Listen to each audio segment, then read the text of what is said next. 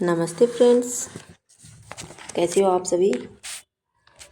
देखो अपन ने उस दिन प्लेटो के जो क्वेश्चन थे, जितने भी एग्ज़ाम्स में पूछे गए हैं उनके 20 क्वेश्चनों के बारे में ही पढ़ा था, देखा था। आगे अपन उसके आगे वाले क्वेश्चनों की बात करेंगे इस क्लास में। थोड़े दिन जो अपने ये शरारत चल रहे हैं उनमें मैं भी थोड़ा बिज़ी रही थी, जिसके कारण क्लास अपनी नहीं हो पाई थी, लेकिन अब आगे कंटिन्यू रहेगी। तो अपना अगला क्वेश्चन है, प्लेटो का परिवारों के साम्यवाद का सिद्धांत निम्नलिखित में से किस पर उसके विचारों का तार्किक परिणाम था। देखो कि जो प्लेटो था उन्होंने परिवारों के साम्यवाद का जो सिद्धांत दिया था, उनमें से उसके विचारों का तार्किक परिणाम क्या था। क्या था दोस्तों? न्याय की अवधारणा। क्या था? न्याय की अवधारणा। तो अपना आंसर क्या होगा? न्याय की अवधारणा। नेक्स्ट क्वेश्चन देखो, नीचे दो कथन दिए गए हैं, एक को अभिकथन और दूसरे को कारण आर कहा गया है। नीचे दिए गए कूट से सही उत्तर का चयन कीजिए। देखो ये ऐसे क्वेश्चन हैं आजकल सबसे ज़्यादा पूछे जाते हैं, तो इनको अपन को बहुत ही ध्यान से, इनके जो भी स्टेटमेंट्स हैं या कोटेशन है जो भी हैं, इनको अच्छे से पढ़ना चाहिए अपने को पहले। देखो तो इसमें पहला है अभिकथन ए, प्लेटो के लिए राज्य संबंधों की ऐसी व्यवस्था है जिसमें प्रत्येक व्यक्ति अपना व्यवसाय करता है तथा जहां राज्य का कार्य ऐसे संबंधों को बनाए रखना तथा बढ़ावा देना है। नेक्स्ट है अपना आर, कारण आर है, इसके अलावा प्लेटो ने जोर देकर कहा कि लोगों को पूर्ण जीवन जीने में मदद करना सरकार का काम है। तो देखो इसके अंदर जो है फर्स्ट स्टेटमेंट अभिकथन है इनका ए, ये क्या है? सही है। क्या है? सही है। सही है। और इसका जो कारण आर है, इसके अलावा प्लेटो ने जोर देकर कहा कि लोगों को पूर्ण जीवन जीने में मदद करना सरकार का काम है। तो देखो ये दोनों ही स्टेटमेंट क्या है? सही है, लेकिन ये एक दूसरे की व्याख्या नहीं करते हैं। अपन इनके बीच में समझने के लिए क्योंकि, या फिर जैसे मान लो इनको ऐसे जोड़ना है तो इनको बीच में क्योंकि लगा के देख सकते हैं। इससे अपने को क्या है कि वो स्टेटमेंट उससे रिलेटेड या उससे जुड़ा हुआ अपने को लगेगा, तो ये इससे क्या होगा? संबंधित, वरना इससे संबंधित नहीं होगा। तो देखो दोस्तों ये दोनों ही स्टेटमेंट तो सही हैं, लेकिन जो ये है आर है कारण, वो ए की व्याख्या नहीं करता है, लेकिन स्टेटमेंट ये दोनों ही क्या है? सही हैं। तो अपना आंसर क्या होगा? ए और आर दोनों सत्य हैं, लेकिन आर ए की व्याख्या नहीं है। नेक्स्ट क्वेश्चन देखो, प्लेटो की शिक्षा की योजना के विषय में निम्न में से क्या तथ्य सही नहीं है। देखो इसके अंदर, वह केवल संरक्षक वर्ग के लिए थी, वह पूर्ण रूप से निजी हाथों में थी, वह आदर्श राज्य की स्थापना के लिए थी, वह नागरिकों को सद्गुणी बनाने के लिए थी। तो देखो दोस्तों, वह केवल संरक्षक वर्ग के लिए थी, ये तो अपन ने पढ़ा था। वह आदर्श राज्य की स्थापना के लिए थी, ये भी अपन ने पढ़ा था। वह नागरिकों को सद्गुणी बनाने के लिए थी, ये भी था। तो क्या नहीं था? वह पूर्ण रूप से निजी हाथों में थी। ये स्टेटमेंट इनका क्या होगा? गलत, कि वह पूर्ण रूप से निजी हाथों में नहीं थी। तो ये इसका स्टेटमेंट क्या है? गलत है। ये तथ्य अपना सही नहीं है। नेक्स्ट क्वेश्चन देखेंगे, निम्न में से प्लेटो की किस पुस्तक का महात्मा गांधी द्वारा गुजराती में सत्यवान के नाम से अनुवाद किया गया था। तो देखो दोस्तों, ये अपन ने शॉर्ट नोट्स में पढ़ा भी था कि जो उनकी पुस्तक थी कौन सी? अपोलॉजी, उनका गांधी जी ने गुजराती में सत्यवान के नाम से क्या किया था? अनुवाद किया था। तो अपना आंसर क्या होगा? अपना आंसर क्या होगा? अपोलॉजी। नेक्स्ट क्वेश्चन देखेंगे, पश्चिमी चिंतन या तो प्लेटोवादी रहा है या फिर प्लेटो विरोधी, लेकिन शायद ही कभी गैर प्लेटोवादी रहा हो। कथन किस विचारक का है?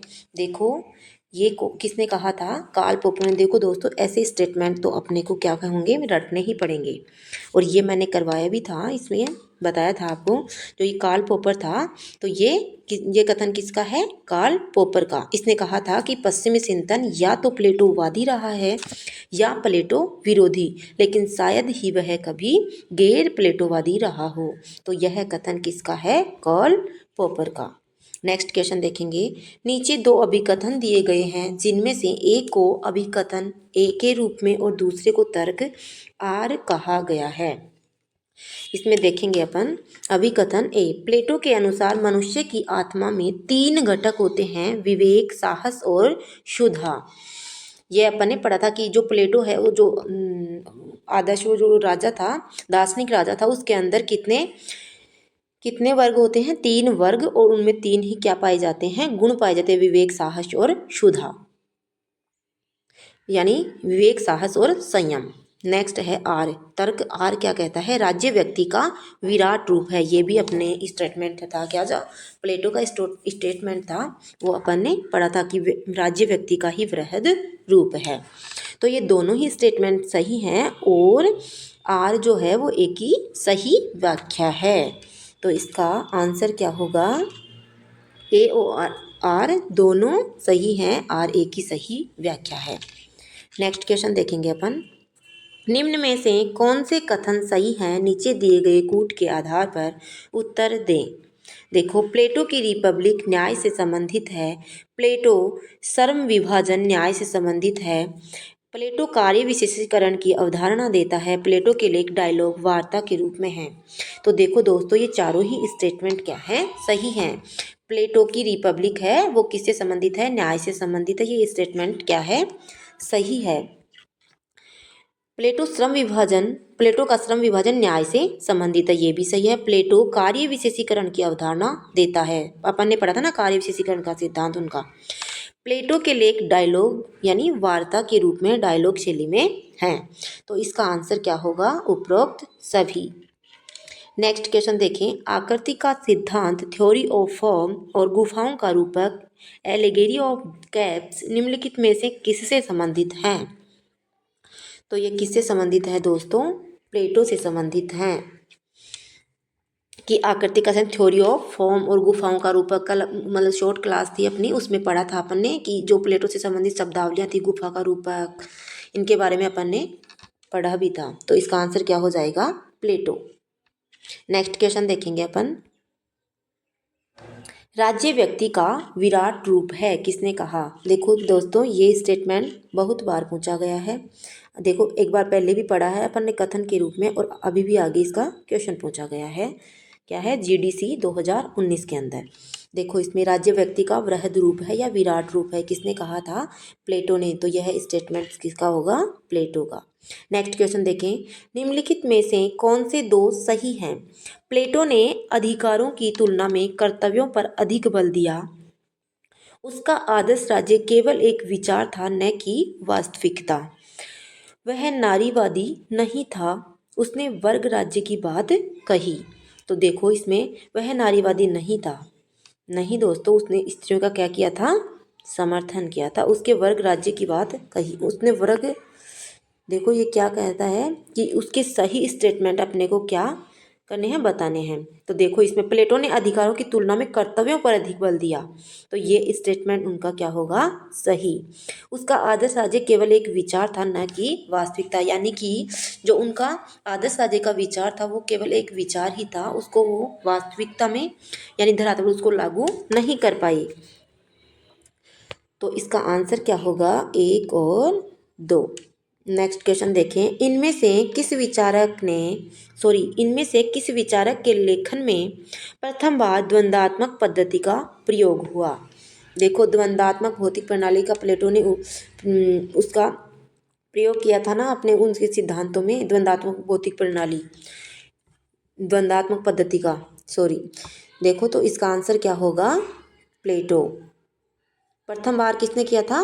प्लेटो ने किया था। किसका? द्वंद्वात्मक पद्धति का प्रयोग। नेक्स्ट क्वेश्चन देखेंगे। निम्नलिखित में से कौन सी शिक्षा के बारे में प्लेटो द्वारा दिए गए सिद्धांत की विशेषताएं हैं? यह सामाजिक सदाचार तथा सत्य की अनुभूति का एक साधन है। बचपन से लेकर 6 वर्ष की उम्र तक प्राथमिक शिक्षा आरंभ होती है। सार्वजनिक परीक्षा 20 वर्ष की उम्र में होती है, 30 वर्ष की उम्र में दूसरी चयन परीक्षा होती है। तो देखो इसकी सारी ही विशेषताएं क्या होगी, किसके द्वारा दी गई हैं, प्लेटो के द्वारा। तो ये सारे ही स्टेटमेंट क्या होंगे, सही।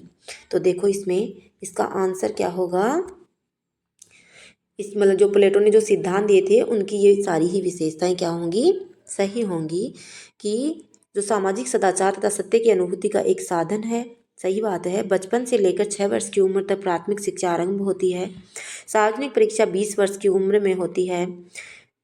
प्लेटो ने कहा था कि जो सार्वजनिक शिक्षा है वो कितने वर्ष बाद में दी जानी चाहिए, 20 वर्ष बाद में।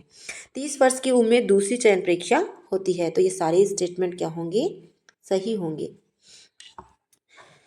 नेक्स्ट क्वेश्चन देखेंगे अपन, प्लेटो की रिपब्लिक का उपशीर्षक क्या है। तो प्लेटो की जो रिपब्लिक था उसका उपशीर्षक क्या था, न्याय से संबंधित था। पढ़ा था ना अपने, जो प्लेटो की रिपब्लिक थी उसमें प्लेटो ने क्या दिया था, अपने न्याय का सिद्धांत दिया था। तो प्लेटो की जो रिपब्लिक है उसका उपशीर्षक भी क्या था दोस्तों, न्याय ही था। तो इसका आंसर क्या होगा, न्याय से संबंधित। नेक्स्ट क्वेश्चन देखेंगे अपन, प्लेटो ने एक आदर्श राज्य की जनसंख्या निश्चित की है। यानी कि जो प्लेटो था उसने एक आदर्श राज्य के लिए कितनी जनसंख्या का होना बताया था, 5000, सॉरी कितना बताया था, 5040। तो इसका आंसर क्या होगा, 50-40 व्यक्ति की एक आदर्श राज्य स्थापित करने के लिए उसके लिए कितनी जनसंख्या होनी चाहिए, तो कितनी होनी चाहिए, 5040 व्यक्ति उसमें होने चाहिए। नेक्स्ट क्वेश्चन देखिए, निम्न में से कौन सी एक किताब प्लेटो द्वारा नहीं लिखी गई है। तो देखो प्लेटो की कौन कौन सी बुक है पहले वो देखेंगे। रिपब्लिक प्लेटो की है, the statesman, the laws, apology, ये किसकी थी, प्लेटो की थी। और जो कॉन्स्टिट्यूशंस हैं ये किसकी नहीं थी, प्लेटो की नहीं थी। किसकी थी दोस्तों, ये कॉन्स्टिट्यूशन अरस्तु, मतलब जो संविधानों का था, संविधानों का वर्गीकरण किसने किया था, प्लेटो ने, सॉरी अरस्तु ने किया था। तो ये किससे संबंधित थी, अरस्तु से। तो इसका आंसर क्या होगा, कॉन्स्टिट्यूशंस किसके द्वारा नहीं लिखी गई थी, प्लेटो के द्वारा नहीं लिखी गई थी। नेक्स्ट क्वेश्चन देखेंगे, प्लेटो के पुस्तक रिपब्लिक का केंद्रीय विषय क्या था। देखो अपन ने ये पहले भी आया ये क्वेश्चन कि प्लेटो की रिपब्लिक का उपशीर्षक क्या था, न्याय से संबंधित। अब देखो यही क्वेश्चन है, घुमा के दिया है। प्लेटो के पुस्तक रिपब्लिक का केंद्रीय विषय क्या था, तो किससे संबंधित था, न्याय की व्याख्या एवं प्राप्ति। किससे संबंधित था, न्याय की व्याख्या एवं प्राप्ति। नेक्स्ट क्वेश्चन देखेंगे, किसने कहा कि जो अरस्तु का आदर्श राज्य है वही प्लेटो का द्वितीय सर्वश्रेष्ठ राज्य है। ये किसने कहा था, हिगल, लोस्की, ग्रीन, सेबाइन। तो किसने कहा था दोस्तों, ये सेबाइन ने कहा था। किसने कहा था, सेबाइन ने। क्या कहा था कि जो अरस्तु का आदर्श राज्य है वही प्लेटो का द्वितीय सर्वश्रेष्ठ राज्य है। नेक्स्ट क्वेश्चन देखेंगे, निम्नलिखित में से कौन प्लेटो के विचारों के सिद्धांत का स्रोत नहीं है। तो कौन नहीं, हेराक्लिटस, संभूति के क्षेत्र का विचार। सुकरात था, जो सुकरात थे वो कौन थे, प्लेटो के गुरु थे। अवधारणाओं का सिद्धांत दिया था सुकरात ने। इलियाटिक्स, निरपेक्ष संभूति के क्षेत्र का विचार। तो इसमें क्या नहीं होगा, एंटीथेनिस। क्या होगा, एंटीनेथिस। निरपेक्ष वैराग्य वृत्ति तथा कठोर सब यातना का विचार, ये प्लेटो के विचारों के सिद्धांत का स्रोत नहीं था। नेक्स्ट क्वेश्चन देखेंगे अपन, नीचे दिए गए नीचे दो कथन दिए गए हैं, एक को अभिकथन और दूसरे को तर्क आर कहा गया है। नीचे दिए गए कूट का प्रयोग कर सही उत्तर चुनिए। तो देखेंगे इसमें अभिकथन ए, प्लेटो के अनुसार अत्यधिक धन का वैभव अच्छे शासन के लिए असंगत है। तर्क आर कहता है, जहाँ तक सैनिकों और शासक का संबंध है, स्वयं धन को समाप्त करने की अपेक्षा बुराई को समाप्त करने का और कोई उपाय उसे नहीं दिखा। तो देखो ये दोनों ही स्टेटमेंट क्या हैं, सही हैं। प्लेटो के अनुसार अत्यधिक धन का वैभव अच्छे शासन के लिए असंगत है।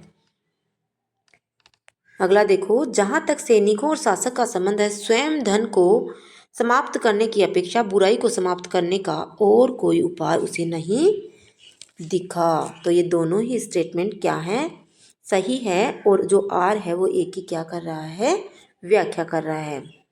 तो इसका आंसर होगा ए और आर दोनों ही सत्य हैं, आर एक ही सही व्याख्या है। नेक्स्ट क्वेश्चन देखेंगे अपन। प्लेटो के अनुसार न्याय है, प्लेटो के अनुसार न्याय है वस्तु एवं सेवा का वितरण, भार और प्रसुविधा, दंड और प्रतिशोध। तो प्लेटो के अनुसार न्याय क्या है, एक व्यक्ति, एक कार्य, एक वर्ग और एक कर्तव्य के रूप में क्या है, न्याय है। तो क्या है दोस्तों, प्लेटो के अनुसार न्याय क्या है, एक व्यक्ति, एक कार्य, एक वर्ग और एक कर्तव्य। तो अपना क्या आंसर होगा, एक व्यक्ति, एक व्यक्ति,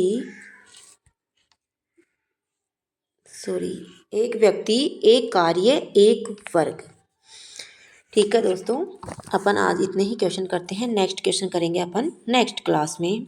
अगर आपको कोई भी इससे संबंधित कोई भी हो डाउट हो या कोई भी और भी कुछ अच्छी मतलब कि मैं कंटेंट लाने की कोशिश करूँगी, तो आप मुझे मैसेज उसमें कमेंट्स बॉक्स में कमेंट्स कर सकते हैं। ठीक है, थैंक यू दोस्तों, धन्यवाद।